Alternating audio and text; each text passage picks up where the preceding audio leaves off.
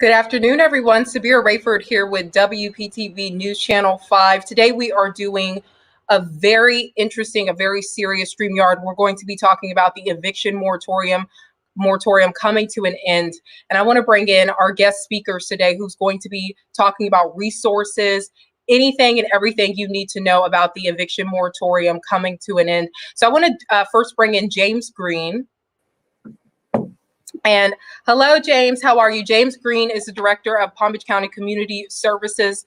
Do you want to just tell us a little bit about what you do, James, and kind of what you do over here for the county? Hi, Sabira, and thanks for having me. So I serve as the director of the Palm Beach County Community Services Department. During emergency situations, I move to the Emergency Operations Center as the director of the Human Services branch. And so we've kind of been operating in both capacities. Really, just recently, in the month of July, we moved away from the declaration of emergency. But before then, it was a year and a half or so, kind of serving in both roles. And we assist with human needs like housing and food and transportation and some other things that people might need during times of emergencies. Helping a lot of the vulnerable populations who are oftentimes are at a greater disadvantage as a result of emergencies. Absolutely. And I think the key word there is vulnerable. You guys are there and sometimes the first line of communication for many people who are struggling for support services. So you guys have that big picture, but right now, I know evictions has been a key thing in homeless prevention. So I want to bring in our other guest speaker, Alyssa Gregory Brown. Alyssa Gregory Brown is Jewish Family Services. Alyssa, just tell us a little bit about what you do. So I'm the senior case manager for financial services with Ruth and Norman Rails, Jewish Family Services in Boca. And our program is designed to assist families in our community and individuals who are in need. Whether it's a living expense, it might be a medical expense, maybe they're seniors who are having a tough time making ends meet, and especially over the last year and a half with people who have been severely impacted both financially and even emotionally with the pandemic, losing their jobs, being on unemployment. So we're able to assist them. And hopefully we try to get them back on track and be an ongoing support. Absolutely. Alyssa, I want to stay with you just for one moment here. And I really want you to take us through the big picture of what we're seeing right now. You are a caseworker, a social worker. You are on the front lines of this right now. Talk about what we're seeing when it comes to people at risk of losing their homes. Paint the picture for us. So what I have seen over the last year is people who have gotten into a very desperate situation.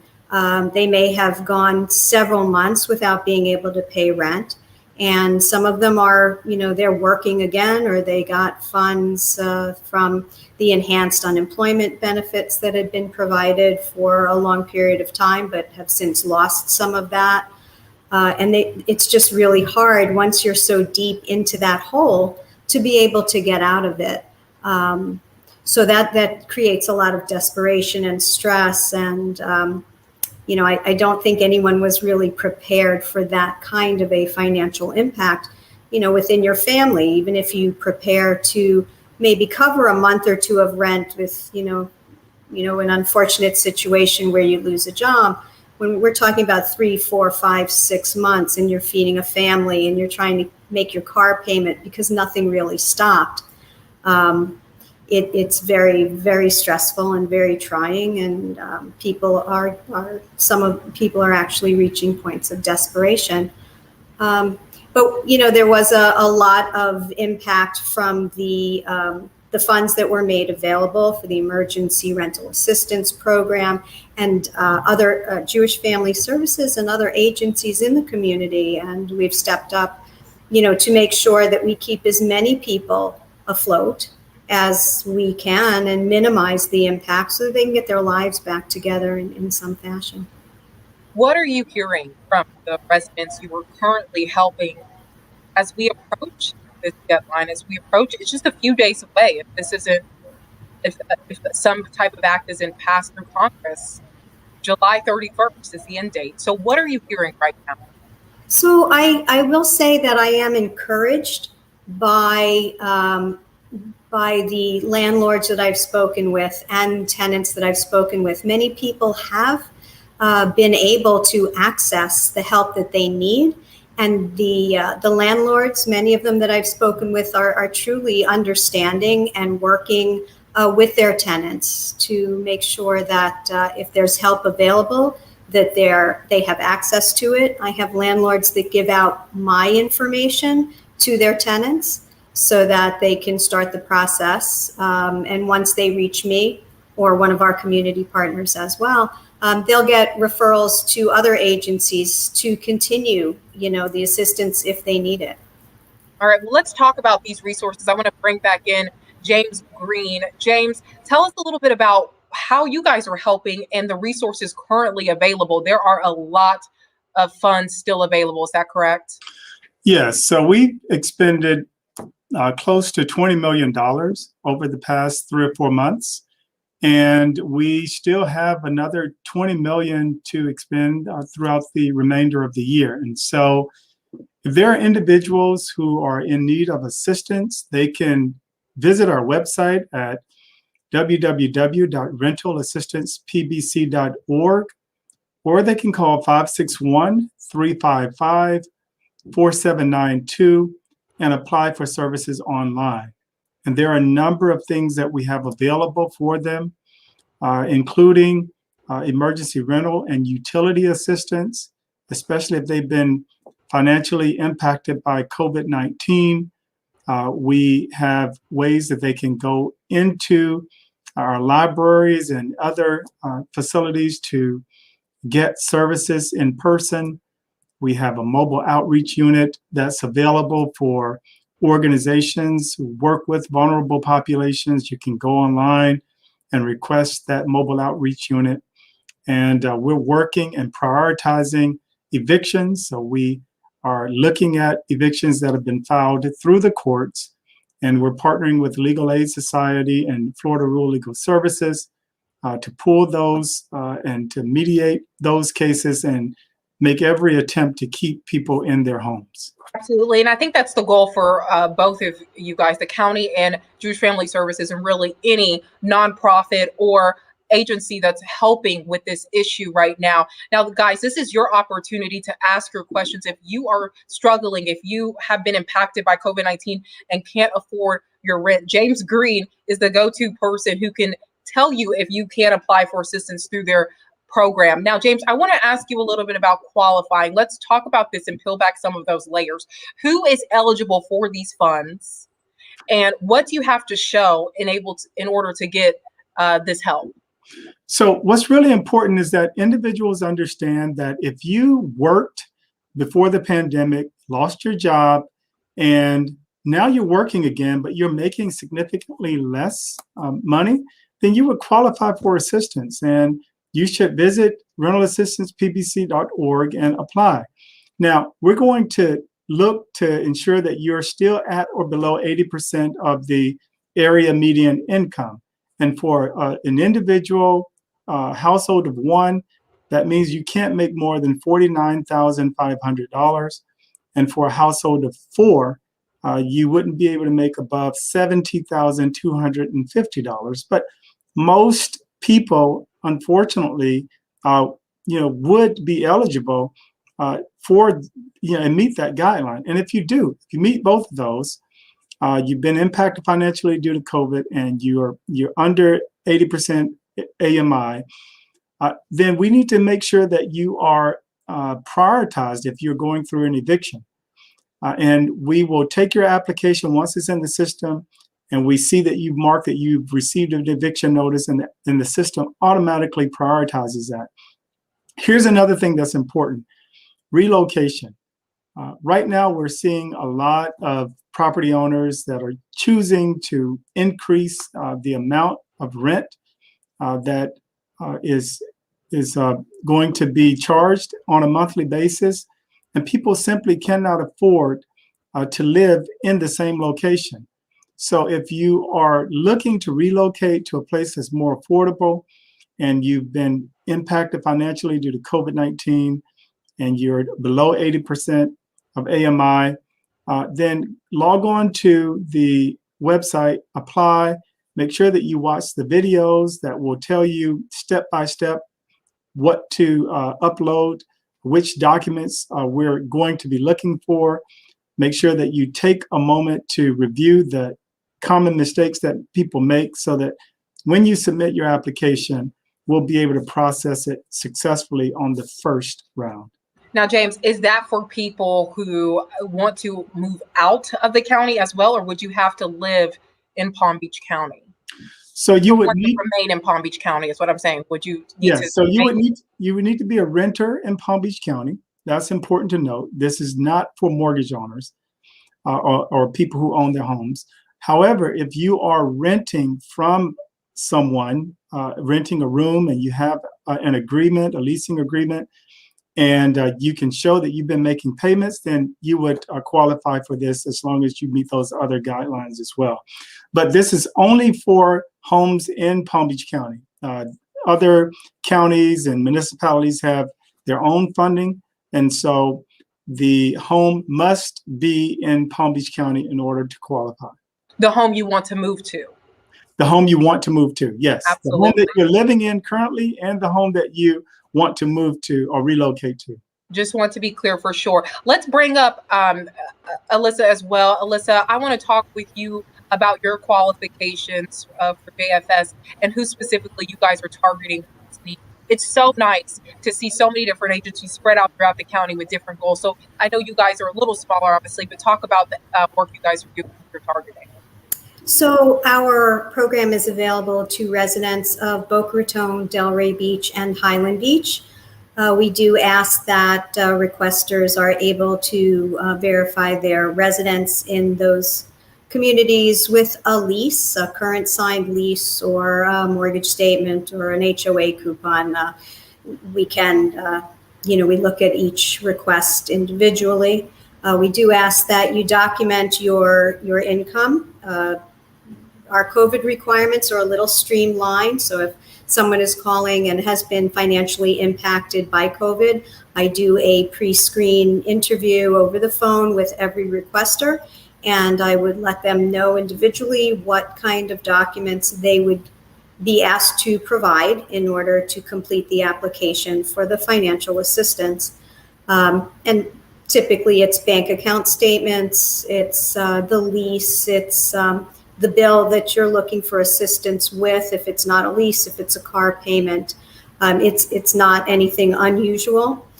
We do also assist with relocations. People do have to leave apartments that become too expensive or for other reasons. And we can assist people moving within the three communities of Boca Raton, Delray Beach, and Highland Beach.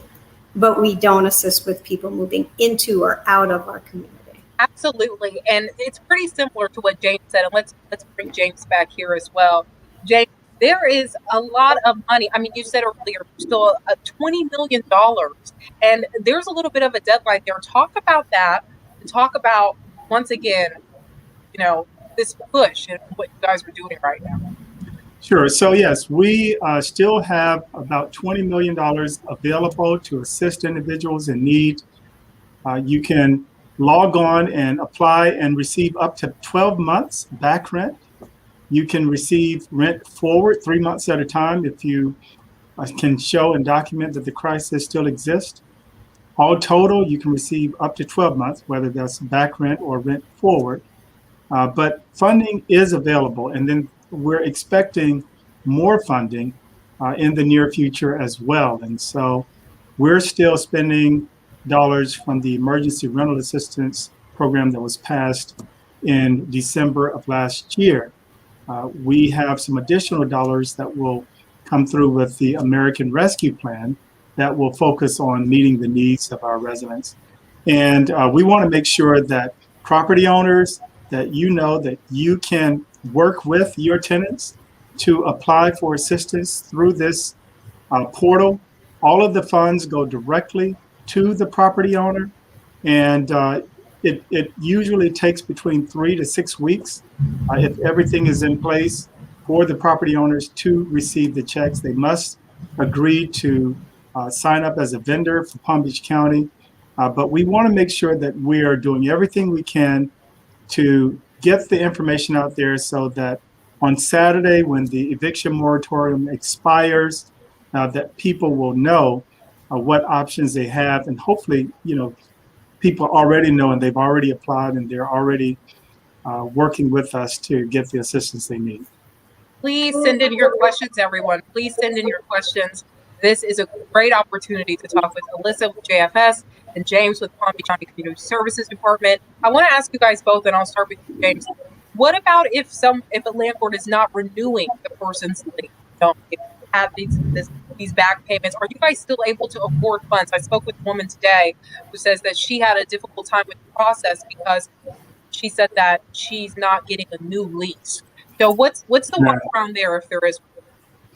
So it's really, really tough out there right now. Rent is so unaffordable, and property owners are choosing not to renew leases, and they're also choosing to charge more for a security deposit or first and last month's rent, and people just don't have what it takes to pay that much up front and move into a place. And we can help with first, last, and security, but they do need to secure a lease or an agreement with the property owner in order for us to assist. So if someone if their lease has expired, they need to reach out, try to work with a realtor or someone to get a new lease, and then contact us through the portal, and then we'll work to negotiate a way to get assistance to them. Now, just to be clear for everyone watching, what if this person, we talked a little bit earlier when I spoke with you earlier, and James is going to be on again at 6 o'clock tonight on WPTV for a story on this, if you like to find out the information in then. But what if someone has their lease currently, it's expiring, they don't have that lease, but they have 3 or 4 months back rent? Are they still eligible to get that back rent so they don't get that eviction notice and they can leave it in good standing? Yes. And this particular grant requires that we do satisfy a portion, if not all, of the back rent before we can start assisting with rent forward. And so that is something that we will look at on a case-by-case basis and try to resolve that. We know how difficult it is when individuals get an eviction on their record. And so we want to work as far upstream to prevent that as possible. And that's why this information is so critical. Okay, guys, we only have a few minutes left. So if you have a question for these wonderful people, please send it our way. We are answering questions. We're trying to keep people in their homes right now and get that information out there and help landlords and people who are renting get their bills paid, frankly. Alyssa, let's talk about from your perspective, what are some of the qualifications? And are you guys kind of taking that similar model as well? It's very similar, but what I'd like to also point out is that many people think that they weren't affected by COVID, or they've gone back to work, fairly soon, and they have an income, but they haven't caught up, and the cost of everything is going up, and especially seniors who did not necessarily see their incomes impacted during the pandemic. They still received their fixed income. However, as James was saying, rent has gone up, the cost of food has gone up, transportation has gone up. So, you don't necessarily have to be looking at an eviction notice or a shut-off notice to come to JFS to ask for financial assistance. We will look at every situation and do what we can. I mean, if you've been working, but you're having trouble with the car payments, but you're up to date in your rent. But you're not going to be able to get to work if you're 3 months behind and your car is repossessed. So we want to hear from you. We want to help you stay stably housed, whether you're a working family or you're a senior on fixed income. And we can help get you into a new place. Like was stated, you do have to have a lease. We pay vendors directly. But we do want to see people stably housed and not looking, at next month possibly being in the same, dire situation. Absolutely, absolutely, Alyssa. And for those who may be just joining us, Alyssa is with Jewish Family Services. They're based in Boca Raton. They help people in Boca Raton, Delaware Beach, Highland Beach. James Green is with the County Community Services Director. So he knows all things about Palm Beach County and help services that are needed. I want to just bring them back, both back up. And we have a question from Margie, and she says, have they made it possible yet to get the help? James, is the portal currently open, and what's going on? Yes, great question. So the portal will remain open. We have no plans to close it anymore. So if you need assistance, log on to rentalassistance.pbc.org, and you'll be able to access the services. It's also important to note that if you need to go in person, a lot of people are not good with computers, they don't have computers or internet, but they can drive to a local county library. And if you do that, you can get the assistance you need. You can also work with our nonprofit partners that we've contracted with to get navigation services. All of that information is online. If you just click on in-person assistance, once you get there, you'll be able to access those locations. Okay, thank you guys so much. Alyssa, do you have anything to add your services are still available, correct? You guys still have something available? Yes, absolutely. Just, give me a call. Our main number is 561-852-3333. Ask for financial assistance. We will call you back. We will work with you. We'll connect you with other services that you may need that that aren't just financial.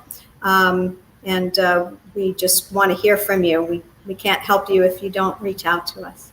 All right, absolutely. And the one thing I want to point out, just as a reporter on this story and someone who's been covering this story, first, I want to thank you guys and thank you for the work you do. Thank you for being here with us. You guys are so important to keeping people in their homes and helping people. So thank you. And also for our viewers who are watching, I want to let you know that you are not alone. There are more than 1,000 people who have a case right now with the clerk's office. And that's a lot of people, right? And that's just here in Palm Beach County. So do not feel ashamed to ask for help.